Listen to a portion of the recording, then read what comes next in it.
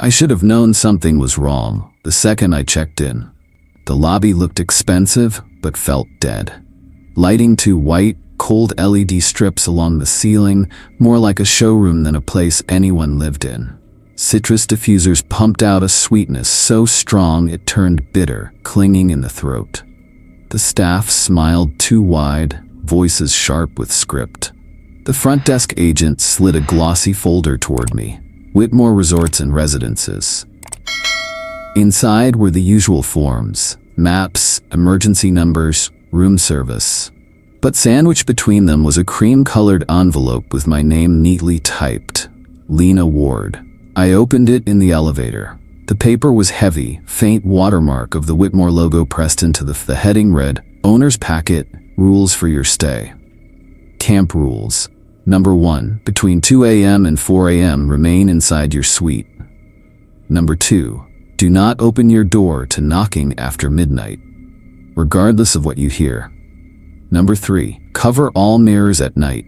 Do not look into reflections longer than 3 breaths.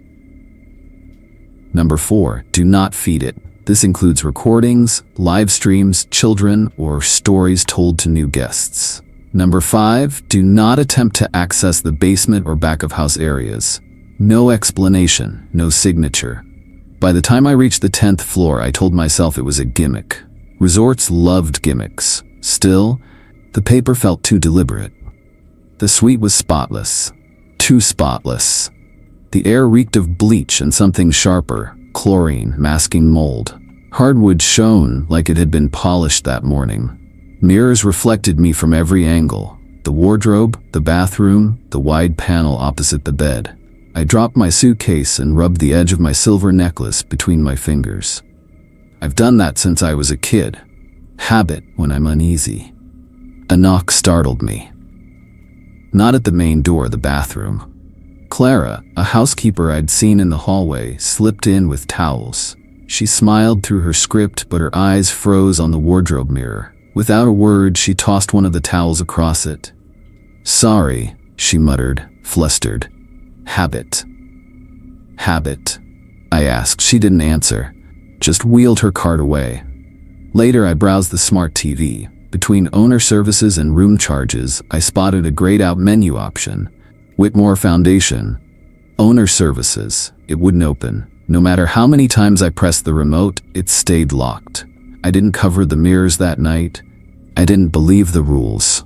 Somewhere after midnight, the air conditioner clicked off. The silence was sharp. Cold seeped fast, heavy as a blanket. Goose flesh crawled up my arms. I gripped my necklace tight against my throat. Then the knocking began. 3 measured raps, a pause. 3 more. "Miss Ward?" A man's voice, calm and professional. "Front desk, we need to confirm something with you." He knew my name. 12:17 a.m. The words pulsed in my head. "Do not open your door to knocking after midnight." More raps followed. Each one seemed to crawl up the doorframe and into my bones. My ribs thudded in sync, hollow, like my body was answering. I edged toward the peephole. The hallway was empty. Still, the voice continued, smooth, patient. "Please, Miss Ward, this will only take a moment." My palm was slick against the chain of my necklace. The voice cut off. The RFID door log screen near the desk flickered blue. Text scrolled across. Child companion access. 12:13 a.m. My lungs locked. I was alone. The AC kicked back on. The citrus smell thickened, smothering. Through the peephole, I caught a flicker, a shadow low to the ground, the height of a child. But the hallway CCTV monitor stayed blank. I didn't sleep the rest of that night. I didn't really sleep after the knock. When the sun finally scraped over the curtains, I felt more hungover than rested, though I hadn't touched a drink. The envelope still sat on the desk. Its rules printed like polite threats.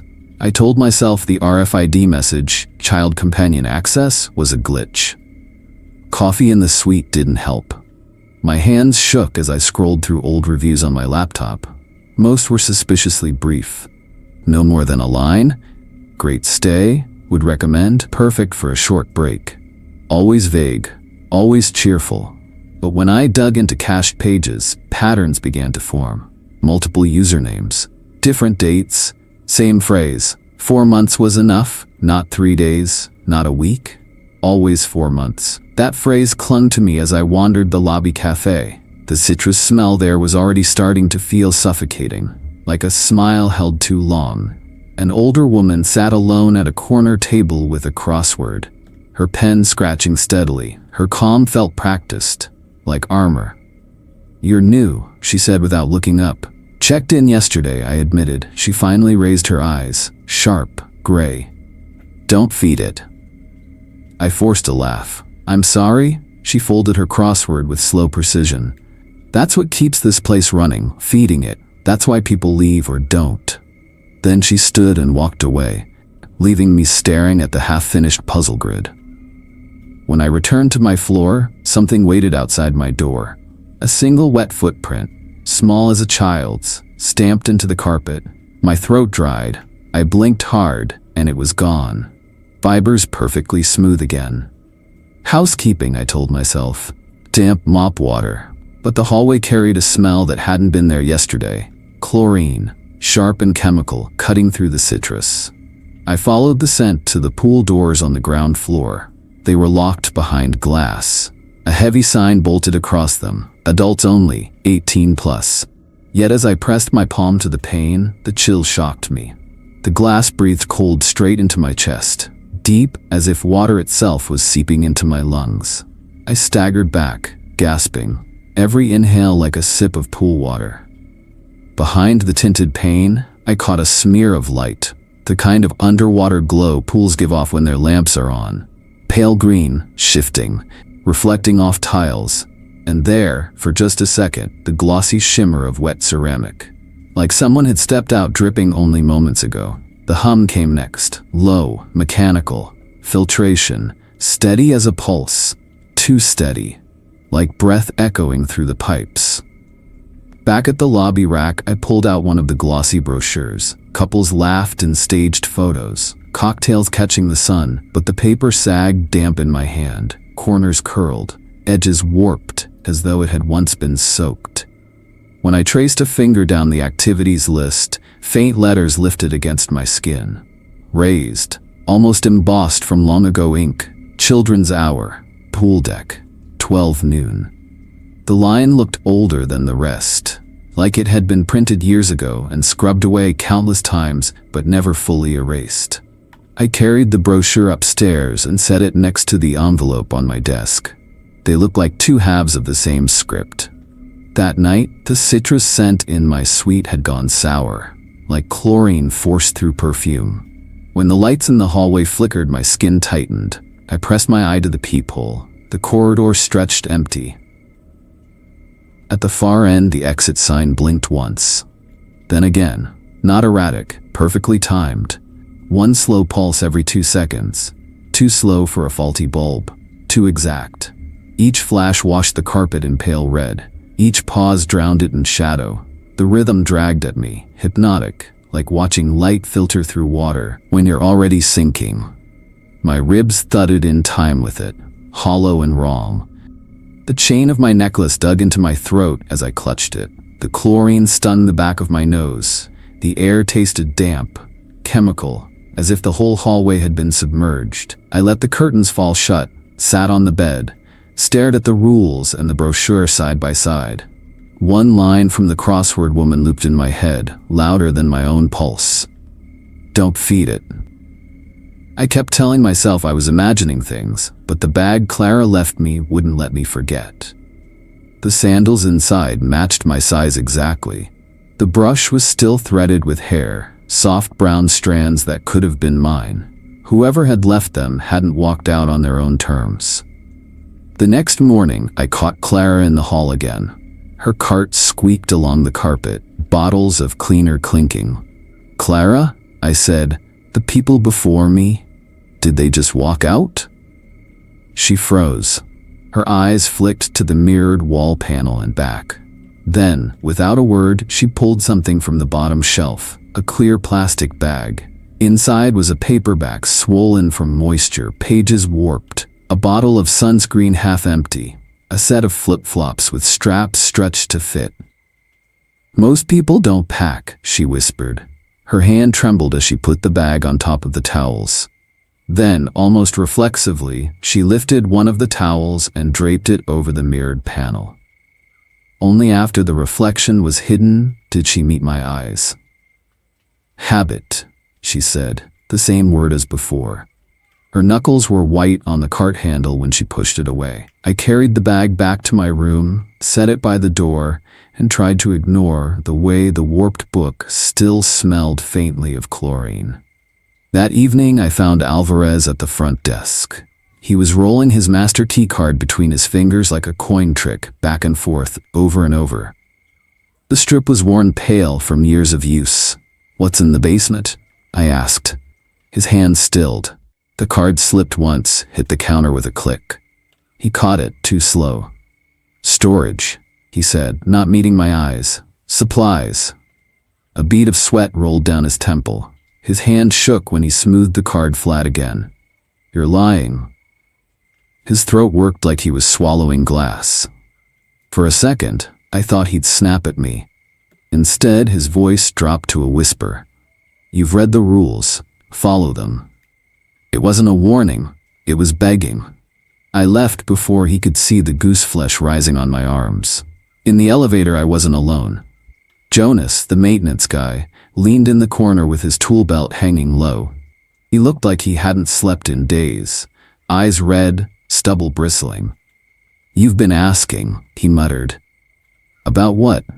"The basement." The hum of the elevator filled the silence. Numbers blinked slowly past.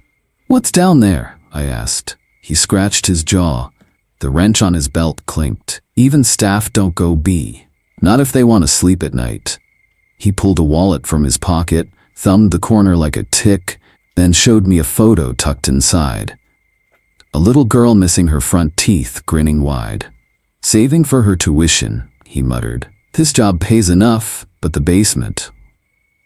He cut off, shook his head. Before I could press him, the elevator dinged. The B light glowed red. Neither of us had touched it. The car groaned, shuddering like something leaned against it from the outside.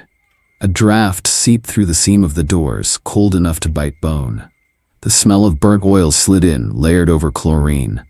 Jonas slammed the panel, punching my floor. The buttons flickered. Nothing happened. The car lurched again. Metal screamed in the cables above. "Shit," Jonas spat. He crossed himself. I pressed back against the wall. My necklace chain dug into my skin as I gripped it tight. The air thickened. Too still. Then knock. 3 raps from the other side of the elevator doors, soft like a child's knuckles. Jonas's breath hitched. His hand shook around the wrench on his belt. The knocks came again, louder, crawling up the doorframe into my ribs. I glanced at the glossy black panel above the buttons. For a heartbeat, I saw it, a reflection too small, too close. Shoulders narrow, hair wet, face pressed where no one stood. The lights flickered. The car jolted hard like something had kicked from below. The doors slammed open on my floor, metal clanging against the stops. The hallway beyond was empty. Jonas bolted without a word, boots hammering down the carpet. His wrench clattered against his belt. His wallet slipped from his pocket, landing face up on the floor. The little girl's smile stared at me before I picked it up and placed it on the desk by the elevators. The B button still glowed faint red as the doors closed. Back in my room, I dumped Clara's bag on the carpet beside the one Jonas had dropped. Flip-flops, sunscreen, book, and the wallet, photo face up. All so ordinary. But at dawn, the resort app blinked awake on my phone. 12:49 a.m. Elevator access B, child companion override active. I didn't sleep again. By the 4th night, I was too tired to care. The sandals in Clara's bag. Jonas's wallet still sitting at the elevator desk. Alvarez's hand trembling around his card. Each piece stacked on me like weight. I hadn't slept more than an hour at a time since arriving. So I made a mistake. I didn't cover the wardrobe mirror. It stared across from the bed. A tall rectangle framed in polished wood. The surface had a faint haze, not dust. Housekeeping kept everything surgical, something in the glass itself, like breath that never cleared. I told myself it didn't matter. I lay down, turned my back to it, necklace warm against my collarbone. Sometime after 2, the air went still, the AC clicked off, my skin prickled. When I rolled over, the mirror was glowing faintly in the dark, catching what little light leaked under the door. For a second I thought I saw myself, hair messy, blanket twisted, but something was wrong. The reflection was wearing a resort bathrobe, the kind folded in the closet. Mine was still on its hanger. I sat up, throat dry. In the glass, the other me did the same. The robe shimmered faintly, logo embroidered at the chest with more residences. I couldn't move. I counted my breaths like the rules had warned. 1. The reflection's chest rose. 2. It tilted its head. 3. My heart slammed. I pulled away, too late. My reflection smiled, slow, mechanical. And then I saw them. Behind the reflection, in the depths of the mirror, a crowd began to form. Figures pale and still, lining up shoulder to shoulder. They looked like guests from brochures, summer clothes, sun hats, drinks in hand, but their eyes were glassy, too fixed. I gripped my necklace until the chain cut into my palm. The figures didn't blink. They just stood there, waiting. 4. The glass cracked. A perfect circle spread from where my reflection's eyes should be. Fissures spiderwebbing out, but never breaking the shape. The sound was high and thin, like ice splintering on a lake. The wardrobe door rattled. I stumbled back, breath locked in my chest. The mirror went cloudy. In the fogged glass, their mouths began to move. Not speaking, not whispering, just opening and closing in a slow chant I couldn't hear. The robe on my reflection shifted, as if something inside it was breathing. I grabbed the blanket from the bed and flung it over the mirror. The crackle of fabric on glass snapped me out of paralysis. The moment the mirror was covered, the air rushed back in. AC hummed. The room smelled of citrus again, faint but sharp. But the blanket twitched, once, twice, like fingers pressing from underneath. I backed into the bathroom, turned on the light, sat on the tile floor, hugging my knees until dawn. When I finally dared to peel the blanket back, the mirror was intact. No cracks, no fog, just me. Pale, eyes hollow, necklace chain marking a red line across my throat. I almost convinced myself it hadn't happened, until I noticed the embroidery on the blanket I'd used. Whitmore Residences, the same as the robe. I don't own a blanket like that. By the 5th night, the unease had spread. Guests whispered in the bar, tossing out jokes about ghost knocks and hallway lights that breathed, but the laughter was always too tight, cut short. Ryan thrived on that tension. He was young, wired for views, the kind who lived in clips and comment counts. When he caught me in the elevator, his phone already rigged to a gimbal, he grinned too wide. 3 a.m. stream, he said. Haunted resort, rules. People eat this shit up. You don't want to, I told him. My voice came out sharper than I meant. His grin faltered. Then he forced it back, smaller, tighter. I just need one big video. By the time I made it back to my suite, he was already live. The glow from my TV lit the walls, mirroring his feed straight from YouTube. Comments flew past in white blur. His voice whispered over shaky camera angles. Okay guys, we're doing this. 3 a.m. Whitmore Resort. They say it's cursed. The lens steadied on the corridor. The exit sign at the far end pulsed red. My suite dimmed with each flash. The glow bounced off my own wardrobe mirror, lighting the fogged glass as if the hallway lived inside my room. Ryan leaned closer. You see that? Not just me, right? His chat surged, flicker cam, staged, bros shaking. The sign pulsed again, slower, deliberate. The mic clipped faintly, picking up a hum like an AC unit winding down. Then another sound braided into it, high and thin. A laugh, a child's laugh. I froze. The laugh didn't just come from my speakers. It fluttered in the hallway outside my door, perfectly in sync. Chat comments scrolled fast, then began to repeat. Whitmore guest 112, Whitmore guest 113, Whitmore guest 114. Each one posting the same 3 words, open the door. Ryan whispered, voice fraying, who's there? The exit door rattled. A notification popped in the corner of the stream, ownership verified. The overlay flickered, then vanished, leaving only the exit sign throbbing. And then the voice, clear, sweet, unbroken, Ryan, open. He flinched, knuckles white on the gimbal. His chat split in half, scripted, fake, versus, no way that's real. The door shuttered again. Ryan swallowed. A nervous smile twitched on his face. Has to be a speaker trick, right? He reached for the bar. The door slammed outward on its own. The camera jolted, clattering sideways. My room flashed with its light. The glow hit my mirror, and for a heartbeat I saw shapes moving behind me that weren't there when I turned. On his feed, the floor filled the frame, Ryan's sneakers, the patterned carpet. And then, beside his shoe, something new. A wet footprint, small as a child's. Then another, leading past him into the dark. The laughter came next. Not one child, but dozens, layered high until the mic distorted. It filled my suite too, pouring through the thin walls, overlapping with the glitch of my own AC unit cycling on and off. Ryan screamed, but it was cut short. The feed blinked to black. I stared at the frozen chat, hundreds of usernames still spamming, Whitmore guest number. A second later, the resort app blinked awake on my phone. 3:14 a.m., fire exit access, override active. The glow from the TV died. My suite plunged into silence, except for the faint rattle of the exit door at the end of my own hallway. By morning, Ryan's gear lay abandoned in the lobby.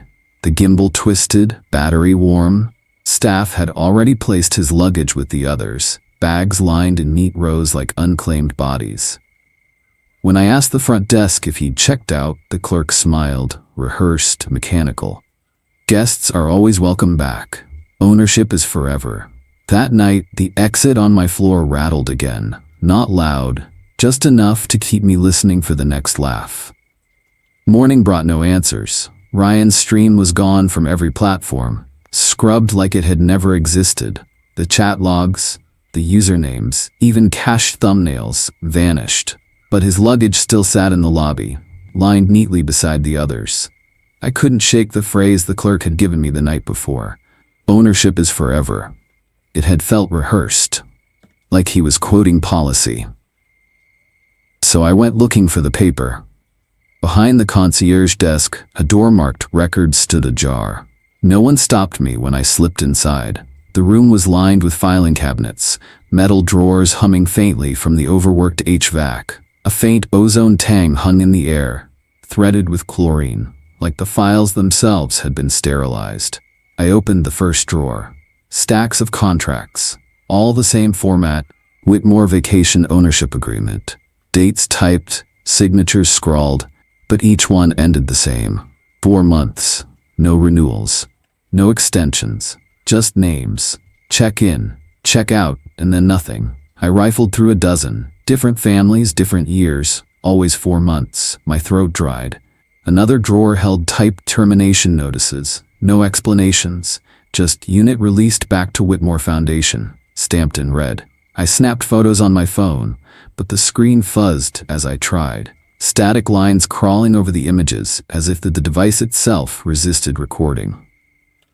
At the bottom of one drawer I found a file clipped with a local newspaper. The pages were brittle, edges yellowing. Headline, Vacationing Family Reported Missing at Whitmore Resort. The date was 10 years old. The article was short, vague, followed by a note in blue pen, do not distribute. My pulse hammered. I shoved the clipping into my pocket. The next folder was a brochure, older than the glossy ones in the lobby. Its cover showed a smiling family of 4 at the pool. Father, mother, 2 kids. The pool water shimmered bright turquoise, perfectly retouched. But when I opened it, the paper was warped, water-stained. And across the photos, the children's faces had been gouged out with something sharp.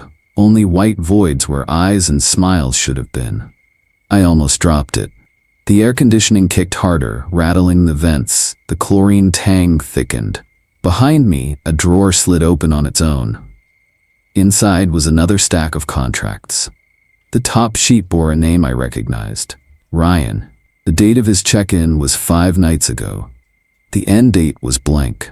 I stepped back, heart hammering against my ribs. A whisper seeped from the vents, just loud enough to catch. Children's laughter. Stretched thin, like tape slowed down. I stuffed the brochure under my arm and fled the records room. Back in the lobby, the sunlight streaming through the glass walls looked too clean, too bright. Guests checked in at the counter, smiling as they signed forms. None of them looked twice at the stack of luggage behind the bell desk. When I reached my suite, the brochure slipped from my hands. It landed face up on the carpet. The father and mother still smiled, frozen in their turquoise pool. But where the children's faces had been torn away, new shapes pressed against the paper from underneath. Small, damp fingerprints bloomed on the page, smearing the ink. I burned the image into my mind before I stuffed it under a pillow. That night, the resort app pushed a notification. Account updated, ownership extension, 4 months pending. My phone vibrated until my teeth hurt, and I swore I heard laughter in the static buzz, asking me if I'd sign. By the 7th night, I'd stopped pretending I could sleep. The brochure from the records room still hid under my pillow, the gouged faces of children pressing against my skull whenever I closed my eyes. So when the mattress dipped beside me, I knew I wasn't dreaming. It sank slow, like someone small had sat down, weight pulling the blanket tight against my hip. The springs gave a muted groan. My necklace cut into my throat as I froze. I didn't move.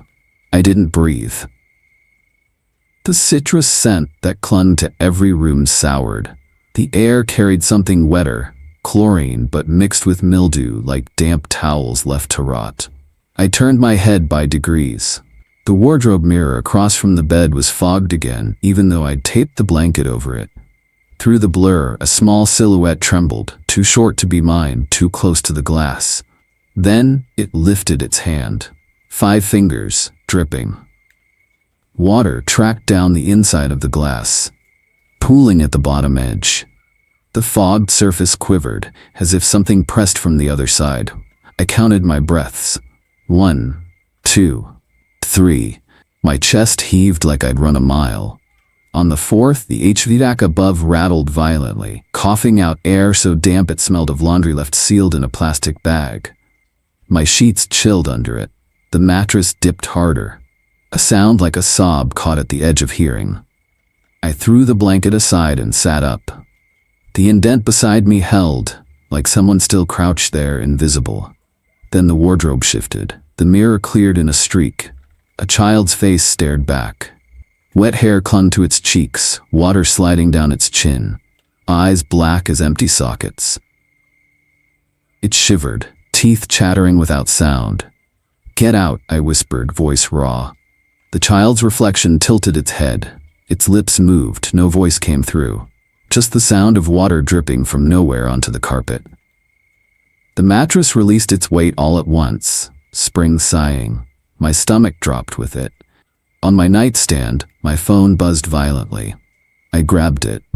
The screen lit with a resort notification. 2:17 a.m., child pool access, active. The wardrobe mirror fogged over completely, smothering the reflection.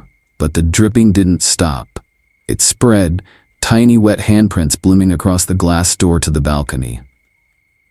I backed toward the bathroom, chain digging into my skin. The air was so damp my shirt clung to me.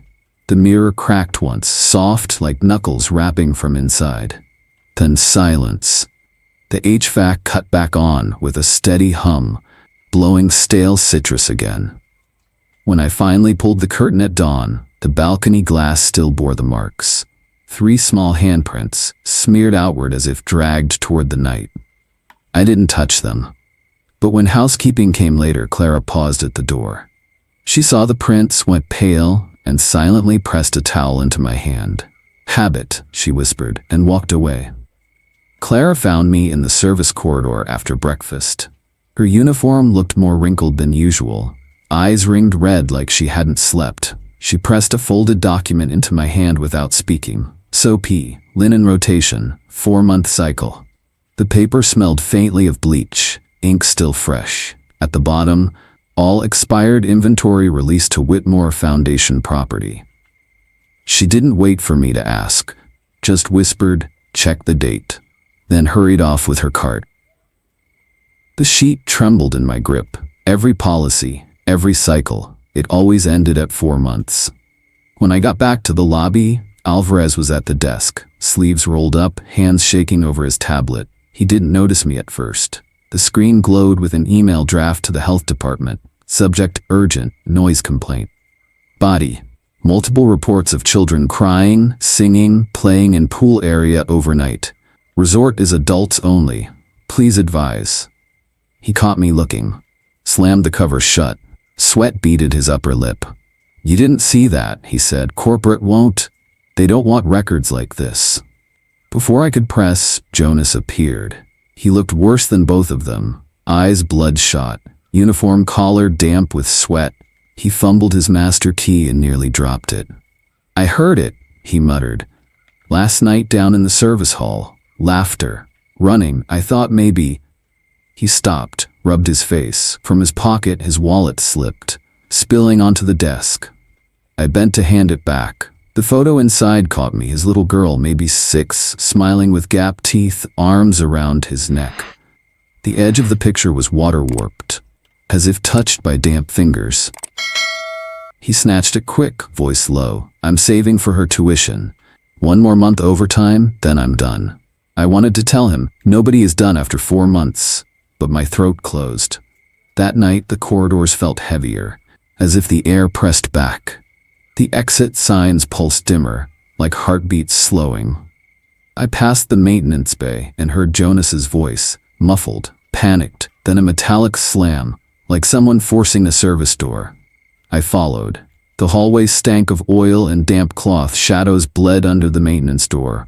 My necklace cut into my collarbone as I pressed close. "Let me out!" Jonas shouted from the other side. His fist pounded once, twice, then 3 slow knocks, the sound vibrating through the steel. The elevator at the far end chimed. Its doors opened by themselves, humming with old gears. The B button glowed red. A wet trail led from Jonas's door to the elevator. Muddy footprints, too small to be his, each step shining like fresh seepage from the pool. "Don't follow," he gasped. "Don't." The rest muffled, sucked away as if the walls themselves swallowed his voice. The elevator groaned louder, pulling at me like a draft. Its panel flickered. "Override active? Whitmore Foundation." I backed away, but the trail gleamed brighter, leading straight into the open mouth of the shaft. Then silence. Jonas's pounding stopped. The elevator closed on its own, sealing the red light behind. I stumbled forward. His wallet lay on the floor, half sunk in a smear of wet clay. The photo of his daughter stared up, edges streaked with mud. I picked it up, hands trembling. Water dripped from the picture, though the rest of the wallet was dry. Behind me, on the wall of the maintenance bay, a laminated placard caught the light. "Property of Whitmore Foundation." Martha Green was waiting for me in the lounge, sitting exactly where she had been the first week I'd seen her. Armchair under the lamp that buzzed too loudly, crossword book open but untouched. The carpet around her chair was darker now, edges blotched with irregular stains like water had seeped up through the floor. She didn't look at me until I sat down opposite. "You saw him too," she said. Her pencil hovered, not touching the page. "Jonas, gone now." I didn't answer. My necklace chain cut into my palm. "The resort keeps you alive," she went on, voice steady. "That's the bargain. As long as you stay, follow the rules, you'll be safe." Outside, she looked past me toward the glass wall where the pool should have been glittering blue. It was drained, empty, tiles veined with mildew. Outside, it hunts. I let the silence hang until the hum of the overhead light became a pressure behind my eyes. "Staying is feeding it," I said. My voice sounded strange, thinner than I meant. Every rule followed, every knock ignored, every mirror covered. It keeps the cycle alive. Leaving breaks it. Martha's smile was faint, almost maternal. Breaking the cycle breaks you. The air handler rattled overhead. A sharp chlorine tang slipped through the vent, stinging my throat. I pushed the timeshare contract I'd stolen from records across the table. Ryan's name glared back in cheap laser ink. This isn't safety, this is ownership. It keeps us here until it swallows us. Martha didn't touch the paper. She just studied me with the patience of someone watching a child flail against inevitability. It's been 4 months for everyone. It'll be 4 months for you. Then you'll leave like the rest. Her crossword pencil tapped once, twice. The third tap echoed too loud, like knuckles on wood. I felt my ribs clench. The carpet beneath my shoes had grown darker, a spreading wet patch. A faint sound lifted from it, almost like a child trying not to cry. Martha didn't notice, or she pretended not to. "You're wrong," I said. The vent above us groaned, and from it spilled a voice, thin, breathless, exactly pitched. Not Martha's, not mine. "Emma." I froze. It was my mother's voice. I hadn't heard it in years, not since the last voicemail she left before she stopped calling. The same tremor at the edges, the same sharp inhale before she said my name. "Emma, sweetheart, open the door." My phone buzzed in my pocket. I didn't want to take it out, but my hand moved anyway. The screen was black, powered down since the battery drained hours ago. Yet the speaker crackled alive, and the same voice slid out. "Emma, you're still here." I gripped the phone so hard my knuckles clicked. The carpet squelched as if something was crawling beneath it. The damp rose up my shoes, soaking through to my skin. Martha leaned closer, her face half in shadow. "See? It doesn't hunt you here. It welcomes you. You belong." I shoved the contract back toward her. My hand left a smear of wetness across the page, though my palm was dry. "This isn't welcome. It's a cage." The voice from the vent grew louder, layering into a childish giggle under my mother's tone. Words tangled. "Stay, feed, Emma, safe, open." I stumbled up from the chair. The carpet squelched and my shoe came away with a thin thread of water trailing. The exit sign down the hall flickered in rhythm with the words. "Whitmore 4 months." The name blinked across my phone screen where no signal should have reached. Not a notification, an SSID, a hidden Wi-Fi network. I hadn't searched for it, it was just there, imposed. Martha didn't stand. She only looked back down at her empty crossword, the page spotted with damp. "You'll see," she said softly. "They always do." The hallway stretched long outside the lounge. The carpet was almost black now, soaked with something that smelled of chlorine and old smoke. I walked anyway, the sound of my shoes drowned by the wet squelch. My phone, still dead, whispered against my palm. "Emma." I gripped my necklace so tight it cut. I didn't look back at Martha, not even when I heard her pencil snap in two and the soft, wet laughter rising from under her chair. Alvarez found me outside the lounge, after Martha's voice had dwindled back to her crossword. The hall carpet was still damp underfoot, reeking faintly of chlorine and hot dust. He held something in his fist so tight the skin around his knuckles was white. "Walk with me," he said. We moved past the shuttered bar and into a service corridor where the ceiling sagged with old water stains. The fluorescents buzzed in irregular bursts, plunging us into dark for half seconds at a time. My chest clenched with every flicker. He stopped at a locked staff door. When he opened his hand, I saw a key, old, brass, not RFID.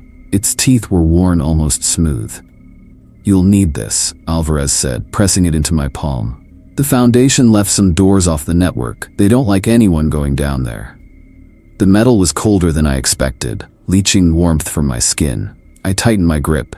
"Down where?" Alvarez's mouth worked like he was chewing words that tasted bad. "The basement. The real basement, not B on the elevator. Older, before the resort expanded." He leaned against the wall. The tired weight of a man who had carried this too long. Sweat ran from his hairline despite the corridor's chill. My boy was here, 12 years old, before they turned family weeks into adults only. We checked in, 4 months like everyone else. He never checked out. His voice cracked, raw, as if the wound had never scabbed. They told me to cover mirrors, ignore knocks. Same packet you got. I followed everything. Still, he was gone one night. I went looking. He dragged a trembling hand over his face. I heard him, from the laundry chute, calling me. I couldn't speak. The brass key dug into my palm, almost breaking skin. I went down, Alvarez whispered. I shouldn't have. They stopped me at B security. But I saw, his breath shuddered. Children. Wet. Barefoot. Following hallways that didn't exist on blueprints.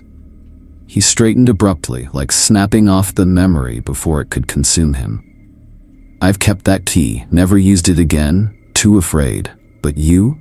He searched my face with hollow eyes. You might not be. Behind him, the mirrored panel of a housekeeping closet caught both our reflections. For a moment, my chest squeezed, because I wasn't standing alone. In the glass, rows of guests stretched behind me. The same crowd I'd seen in the wardrobe mirror. Men and women in dated resort robes. Their mouths slack, their eyes glossy. They stood perfectly still, hands folded as if waiting for roll call. At the head of the line was a child. Small shoulders, hair plastered wet. Its eyes were pits of black, swallowing the fluorescent light. The mirror quivered as though it were made of water about to break surface tension. My breath stuttered once, twice, 3 times. I clutched the necklace hard enough to bruise my throat and dragged my gaze away. Alvarez didn't notice or refused to look. His own reflection trembled, distorted by a vertical crack racing through the glass. I forced myself to ask, why give me this? Why now? He swallowed. Because Jonas is gone, because Martha will never leave, and because Clara is already half caught. You might still, he trailed off. I don't know. Maybe you'll just survive longer. The fluorescent above us buzzed again, then popped. Darkness rushed in, pierced only by the faint red pulse of an exit sign at the end of the hall. When the light stuttered back, Alvarez's robe had changed. Or maybe just its reflection. The Whitmore crest embroidered on the breast had blurred, its letters bleeding into nothing, as if the fabric itself was trying to forget its own name. Alvarez didn't react. He just turned back to me, face sagging with resignation. Whatever you do, he said, don't go alone. I slipped the key into my pocket. It felt heavier than metal, as if it carried the gravity of every guest who never left. That night, I lay awake in my suite. I didn't dare close my eyes. The mirror was covered, the lights all on. Still, every time the HVC coughed through the vent, I heard it. A thin voice threading through the ducts. Not a child this time, a chorus, waiting. The brass key fit a door most guests never noticed. Down a service stairwell, behind a sign warped by moisture, authorized personnel only, the lock turned with a metallic cough. Alvarez's hand shook so badly he couldn't manage it. I slid the key for him, the brass biting cold into my skin. The stairwell beyond plunged straight down. Air rose damp and metallic, threaded with chlorine sharp enough to burn my eyes. The walls sweated moisture, old lime streaks tracing veins downward. Each step groaned under our weight. By the second landing, the resort's hum faded. No HVAC, no lobby music, just water dripping somewhere far below. Alvarez whispered, "This used to be the spa, before the expansion." The basement opened into a hall lined with doors. Frosted glass panels bore names: Thermal Suite, Hydrotherapy, Family Sauna. The letters were faded, half-eaten by mold. Inside one room, a jacuzzi lay bone-dry, ringed with mildew. The air smelled of bleach clinging to tile decades after its last scrub. In another, a sauna stove rusted, rocks still stacked as if waiting. The HVAC duct above rattled. A child's giggle slipped out with the gust, thin and warping as though stretched through metal. I gripped the necklace at my throat until it cut skin. Alvarez muttered, "Don't answer. Don't ever answer." We passed a laundry chute yawning black in the wall. Cold air bled from it, carrying the stink of wet fabric left too long. Alvarez wouldn't look at it. His knuckles brushed mine, and I felt him trembling. Then we reached the spa's main pool. The basin stretched wide, empty of water, floor cracked in spider webs. A faint film of chlorine still stunned the air, like a ghost of liquid. Our footsteps echoed too loudly, too many echoes. I realized the second set wasn't ours. Small, bare feet slapped tile half a beat after us. I turned. A child stood at the edge of the pool. Wet hair clung to its forehead. It wore a resort wristband swollen with water. Its mouth opened, and water spilled down its chin. "I never wanted to lie," it said. The voice warped, first high, then low, as though several throats spoke through one body. Each word splashed on the tile, leaving wet marks that evaporated before I could blink. Alvarez staggered forward, hand out. "Mijo." His voice cracked open. The child's eyes rolled up, pupils gone, sockets filling black. Its shadow stretched long across the tile, but there was no body, only stain, ink bleeding where its feet should be.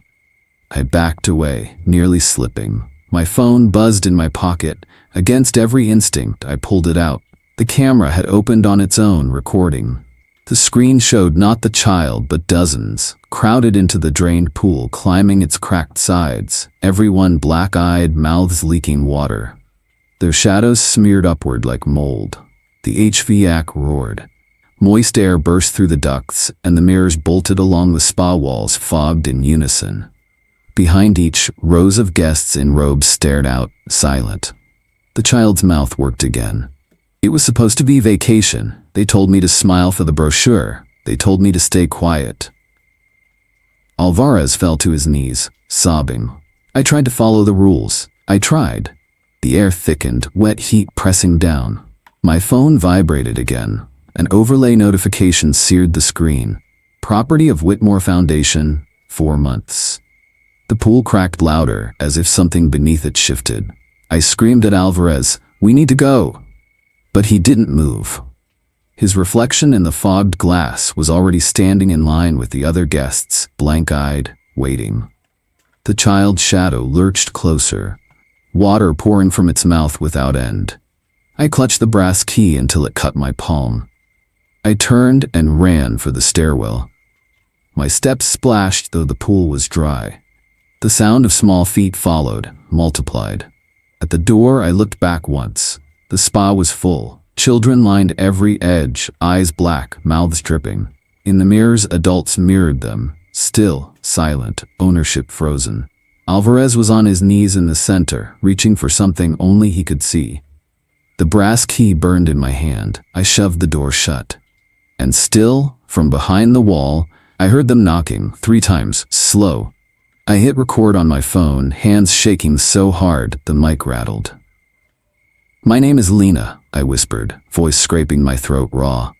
"If anyone finds this place, Whitmore Foundation Resort, it's not just hospitality, it's a feeding cycle. 4 months. 4 months at a time."